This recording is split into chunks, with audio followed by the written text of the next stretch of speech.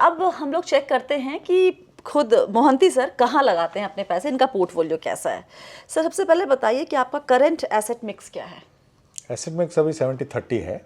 Okay 70 in equity, 30 in other places, जिसमें से करीब 10 to 12% I think is debt, 5% gold है, क्योंकि गोल्ड 5% थोड़ा ज़्यादा होना चाहिए जी। बट मैं ईस्ट से हूँ तो हमारा फिजिकल गोल्ड भी काफ़ी रहता है। तो वो मिला के 5% नहीं, उसको अलग रखता हूँ। अच्छा, उसको आपने फाइनेंशियल एसेट्स की बात कर रहा हूँ। अच्छा।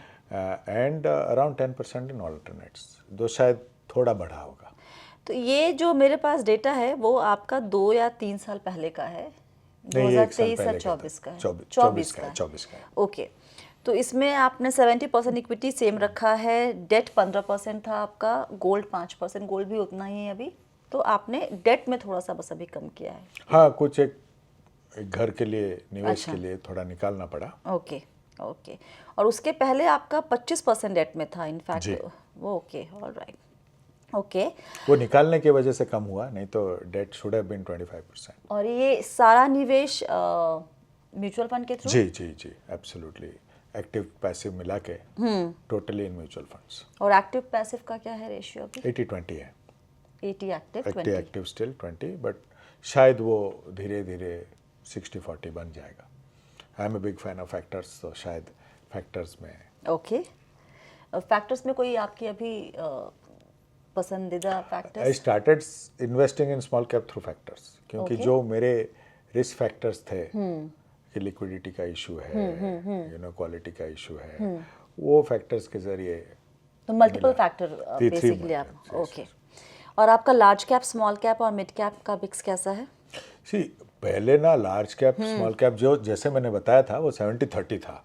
अभी ऑलमोस्ट 50-55 आ गया है large cap, but it's large and mid. May be थोड़ा अभी स्मॉल कैप की तरफ जा सकता है यहाँ से। अभी तक स्मॉल कैप वेरी मिनिस्टर। लेकिन आपने पैसिव के थ्रू आपने कहा कि स्मॉल कैप, एक छोटा सा हमारा एक फंड आया था, उसके थ्रू चालू किया था। उसका कोई मटेरियलिस्टिक इम्पैक्ट नहीं है। See, portfolio goal is 12%। Okay, that is most important. मेरा 12% आएगा तो I am very happy. I need not take small caps if my 12% is intact. मुझे मोस्ट इम्पॉर्टेंट इज 12%। बट आपने खुद ही कहा, आपने स्मॉल कैप के बारे में बड़ी अच्छी अच्छी बातें बताई हैं। आपको उस पूरे कैप पे या सेगमेंट पे लगता है कि वहाँ पे होना अभी मेरिट कर रहा है। हाँ, तो शायद मैं वो मिड से थोड़ा नहीं वेट नहीं करूंगा, मिड से थोड़ा जाएगा। बट क्योंकि मार्केट्स भी अच्छे हो गए हैं तो बाय स्मॉल कैप्स, तो why not. International funds portfolio में एक्चुअली ज़्यादा होने चाहिए थे। अगर खुला रहता तो शायद ये 15-20% इंटरनेशनल होता, बट बंद है तो मैं ले नहीं पा रहा हूँ। ओके, सारा निवेश आपके खुद के फंड हाउस में, मिरो एसेट के ही 85% और बाकी अक्रॉस फंड हाउसेस। काफ़ी दिन से कुछ फंड हाउसेस के साथ जुड़ा हूँ, उन्हीं के साथ हूँ। अच्छा, और डेट में कहाँ पे निवेश है आपका? Totally my fund. मतलब किस तरह के डेट फंड में? मिड फंड्स थे, but I just went long. हमारे एक लॉन्ग फंड आया था, उसमें मैंने डाला है। तो थोड़ा इंटरेस्ट रेट का बेनिफिट लेने की कोशिश करूंगा इस बार। ओके, और इमरजेंसी कॉर्पस आप अलग से रखते हैं अभी भी, या फिर आपने कहा कि आपका इक्विटी इधर से ही ले सकता हूँ मैं? Okay, one strategy that worked in the past year? Only one strategy has worked for me, staying invested. I follow a very simple principle. I buy when I have the money, I redeem when I need the money. तो वो बहुत अच्छा काम किया है। Okay, कुछ गलत किया पिछले 1 साल में आपने अपने निवेश या से जुड़े फैसले में, पर्सनल उसमें? एरर ऑफ ओमिशन हुआ रहेगा, because one of the fund houses, I am not a cash call guy, but some fund houses are taking cash calls. I don't agree with that. So if that continues, then शायद portfolio change कर सकता हूँ। Last time कब rebalance किया था portfolio? Every year मैं rebalance करता हूँ। कोई पर्टिकुलर डेट आपने लगा के रखी हुई है या फिर? नहीं, ये जनवरी में करता हूँ। अच्छा, बिगनिंग ऑफ द ईयर एक बार आप चेक कर लेते हैं। ओके, घर पर सबको पता होता है आपके निवेश के बारे में? तो हमारा एक MF सेंट्रल पे तीनों का अकाउंट है, मेरे वाइफ के तीनों के पासवर्ड सबके पास है। तो बहुत इम्पॉर्टेंट है to talk money with everybody and maintain transparency of money within the family. वो हम मान के चलते हैं कि my money is known to my wife, my wife's money is known to me. But अभी शायद एक डिस्कशन है, बिकॉज मेरा बेटा अभी अडल्ट बन रहा है, जी शायद उसको उसके हिसाब से चलने दें। वो अगर नहीं दिखाना चाहता है, we will show him the merits, but नहीं दिखाना चाहता है तो उसका लाइफ है। अच्छा, उसने इन्वेस्टमेंट शुरू कर दी आपने? जी जी जी, वो जो मिस्टेक मैंने किया था वो उसको करने नहीं दिया। अरे दैट्स नाइस। ओके सर, अपने एक्सपीरियंस से कुछ सलाह देना चाहेंगे निवेशकों को? कि बहुत पहले तो बोलना बहुत आसान है क्योंकि काफ़ी दिन से निवेश कर रहा हूँ। गोल सेट करें। मेरे हिसाब से मेरा life of investing changed when I turn 40। तभी हमने एक रिटायरमेंट गोल सेट किया। अभी सिर्फ उसको देख रहे हैं, उसके अंदर कौन सा फंड कैसे कर रहा है वो मायने नहीं रखता है। जी। 12% चल रहा है तो I M on track for the fund. किसी और को 20% मिल रहा है, उससे मेरे को कोई लेना देना नहीं।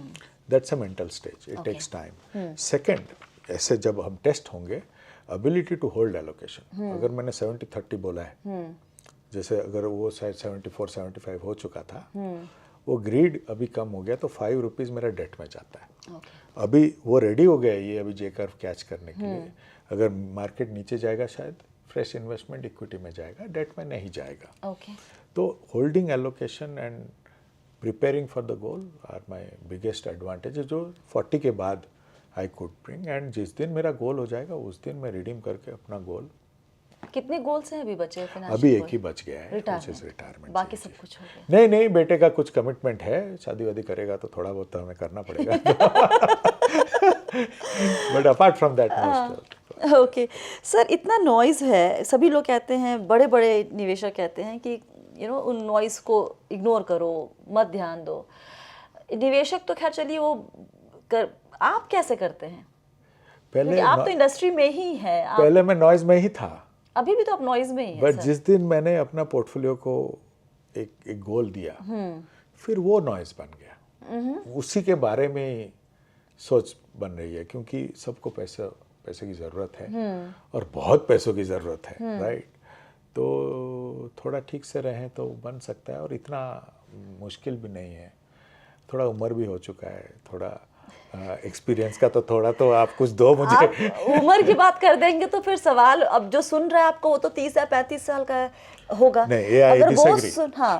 30 साल में जो मुझे इंफॉर्मेशन का स्कोप था और आज के 30 साल के जो बहुत लगे हैं, बहुत, तो उसके लिए वो नॉइज कट करना बहुत मुश्किल है ताकि वो फोकस्ड रहे। सर वो कैसे करेगा इंसान जब आप हर दूसरे दिन एक नया, और उसमें हम लोग की भी उतनी ही गलती, क्योंकि हमारा तो काम ही उसके बारे में बात करना। नया एनएफओ आता नहीं कि हम हाँ ये एनएफओ आ गया, इतनी सारी बातें हम ही बताते रहते हैं कि बड़ा मुश्किल हो जाता है सर। तो एक छोटा सा मैं राय दूंगा, बाजार में ना जादूगरी का कोई स्कोप नहीं है। अगर आपको एक जादूगर दिख रहा है तो आप उसको सवाल करें, ना कि जो बाजार के साथ है, उससे नॉइज हटता है। थोड़ा समझाएं इसको, हम पता नहीं मेरे ऊपर से निकल गया ये भगवान जाने क्यों। अगर बाजार का रिटर्न 12% है, हाँ। कोई आपको 25% दे अच्छा, रहा है, दैट वे, राइट? हाँ। तो आप 25% से पूछें। हाँ। ज्यादातर लोग 12% को पूछते हैं। वो जादूगरी का स्कोप नहीं है ये बाजार में। Okay, alright, thank you so much. बड़ा मजा आया सर बात करने में, और आपसे बात करके हमेशा ही बहुत मजा आता है। नहीं, always a pleasure with you Swati. बहुत खुल के बात करते हैं, और मैंने आपके इंटरव्यू के, आपने हाल फिलहाल में जितने इंटरव्यू दिए, मैं सबके कमेंट्स भी पढ़ती हूँ सर बैठ के। लोग बोलेंगे बड़ी वेल्ली है, लेकिन मुझे जानना होता है कि लोग क्या बोल रहे हैं आपके बारे में। तो वो लोग हमेशा कहते हैं कि इतना हम्बल इंसान है ये, मतलब, और ये बात हम एकदम 100% अग्री करते हैं कि आपसे मिलकर, आपसे बात करके हमेशा ये महसूस होता है कि आप ज़मीन से जुड़े हुए लगते हैं। और स्वाति, किसी और का पैसा से मेरा पैसा बनता है। जी जी, राइट। यहाँ से गलती की कोई, यहाँ पे गलती की कोई गुंजाइश नहीं होती है। तो अगर इसको ठीक से मैं कर पाऊँ towards the end of my career, I will be happy. और एक मज़े, मतलब थोड़ी हंसी मजाक के नोट पे, आपका जो रिसेंट एक लिंक्डइन पोस्ट था जिसपे बहुत सारे व्यूज़ आए हैं सर जी, और वो पोस्ट क्यों आया था ये भी हमें पता है। तो आप संडे घर पे रहते हैं सर? जी, अगर my wife does not see, but Sunday रहता हूँ मोस्टली। यस यस यस, अगर संडे रहता हूँ, सैटरडे फ्राइडे शाम को डेफिनेटली घर जाता हूँ। बट अगर कुछ इवेंट हो जाए तब बाहर, नहीं तो मैं ऑफिस मुंबई में रहता हूँ तो 6 बजे घर जाता हूँ। बहुत बढ़िया।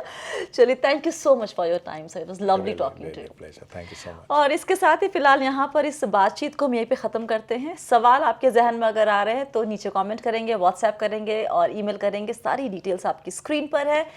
स्वरूप सर के लिए सवाल है तो आप प्लीज़ पूछिए, हम इनसे जवाब लेकर आपको देने की कोशिश करेंगे। और याद रखिए, आप हैं मेरे यानी स्वाति के साथ और हम सब हैं बहुत ही सावधानी और समझदारी के साथ अमीर बनने के सफ़र पर। आप सभी को बहुत सारा प्यार और दुलार वक्त देने के लिए बहुत बहुत शुक्रिया। Stay blessed, healthy and be wealthy. और जाने के पहले वीडियो लाइक करना, शेयर करना और बी वेल्दी सब्सक्राइब करना ना भूलें। Thank you so much.